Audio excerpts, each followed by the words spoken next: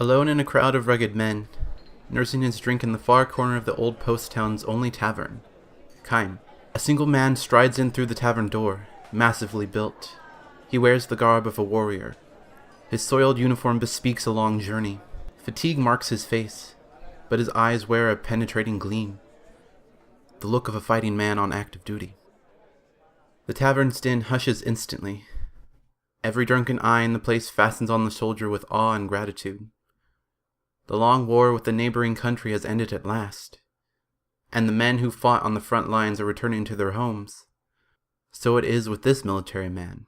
The soldier takes a seat at a table next to Kaim's, and downs a slug of liquor with the forcefulness of a hard drinker, a man who drinks to kill his pain. 2 cups. 3. 4. Another customer approaches him, bottle in hand, wearing an ingratiating grin. A typical crafty town punk. "Let me offer you a drink," wheedles the man, "as a token of gratitude for your heroic efforts on behalf of the fatherland." The soldier, unsmiling, allows the man to fill his cup. "How was it at the front? I'm sure you performed many valiant deeds on the battlefield." The soldier empties his cup in silence. The punk refills the cup and adopts an even more fawning smile. "Now that we're friends, how about telling me some more tales? You've got such big, strong arms. How many enemy soldiers did you kill?" Without a word, the soldier hurls the contents of his cup into the man's face. The punk flies into a rage and draws his knife. No sooner does it leave its sheath than Kaim's fist sends it flying through the air. Faced with the powerful unified front of Kaim and the soldier, the punk runs out, muttering curses. The 2 big men watch him go, then share a faint smile. Kaim doesn't have to speak with the soldier to know that he lives in deep sadness. For his part, the soldier, having cheated death any number of times, is aware of the shadow that lurks in Kaim's expression. The tavern's din returns. Kaim and the soldier pour each other drinks. "I've got a wife and daughter I haven't seen since I shipped out," says the soldier. "It's been 3 long years." He lets himself smile shyly now, for the first time, as he takes a photograph of his wife and daughter from his pocket and shows it to Kaim. The wife, a woman of dewy freshness. The daughter, still very young. "They're the reason I survived. The thought of going home to them alive was all that sustained me in battle." "Is your home far from here?" "No. My village is just over the next pass. I'm sure they've heard the news that the war is over, and can hardly wait to have me home." He could get there tonight, if he wanted to badly enough. It was that close. But the soldier downs a mouthful of liquor and groans. "I'm afraid." "Afraid? Of what?"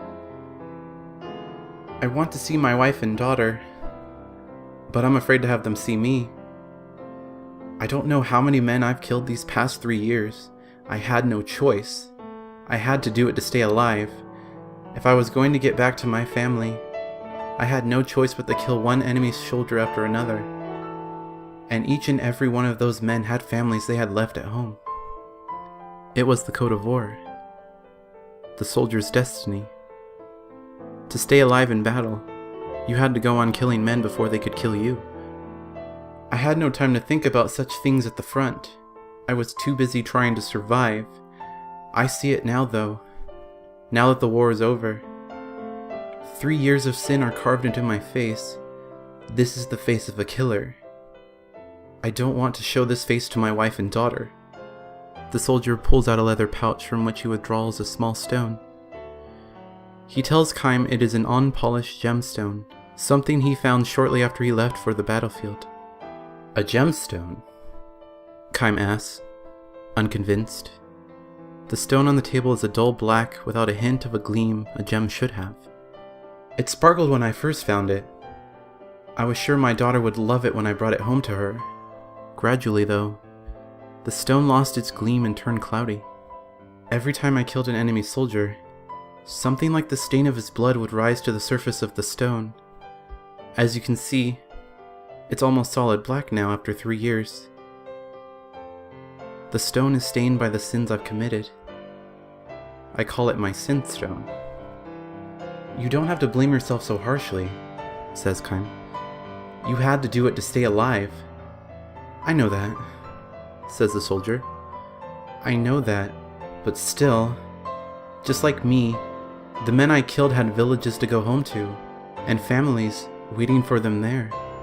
The soldier then says to Kaim, You too, I suppose. You must have a family. Kaim gives his head a little shake. Not me, he says. No family. A home village, at least. I don't have any place to go home to. Eternal traveler, huh? Uh-huh. That's me. The soldier chuckles softly and gives Kaim a sour smile. It is hard to tell how fully he believes what Kaim has told him. He slips the sin stone into the leather pouch and says, You know what I think? If the stone turned darker every time I took a life, it ought to get some of its gleam back every time I save a life. Instead of answering, Kaim drains the last drop of liquor from his cup and rises from the table. The soldier remains in his chair and Kaim, staring down at him, offers him 3 words of advice. If you have a place you can go home to, you should go to it. Just go. No matter how much guilt you may have weighing you down, I'm sure your wife and daughter will understand. You're no criminal. You're a hero. You fought your heart out to stay alive. I'm glad I met you, says the soldier. I needed to hear that. He holds his right hand out to Kaim, who grasps it in return. I hope your travels go well, says the soldier. And your travels will soon be over, says Kaim with a smile, staring for the door. Just then, the punk charges at Kaim from behind, wielding a pistol. Watch out! Bellows the soldier and rushes after him. As Kaim whirls around, the punk takes aim and shouts, You can't treat me like that, you son of a bitch! The soldier flies between the 2 men and takes a bullet in his gut. And so, as he so desperately wished to do, the soldier had saved someone's life. Ironically, it is for the life of Kaim, a man who can neither age nor die, that the soldier had traded his one and only life. Sprawled on the floor, nearly unconscious, the soldier thrusts the leather pouch into Kaim's hand. Look at my sin stone, will you? Maybe, maybe, he says, chuckling weakly. Some of its shine has come back. Blood spurts from his mouth, strangling the laugh. Kaim looks inside the bag and says, It's sparkling now. It's clean. It is? Gasped the soldier. Good. My daughter will be so glad. He smiles with satisfaction and holds his hand out for the pouch. Gently, Kaim lays the pouch on the palm of his hand and folds the man's fingers over it. The soldier draws his last breath, and the pouch falls to the floor. The dead man's face wears a peaceful expression. The stone, however, the man's sin stone, which has rolled from the open pouch, is as black as ever.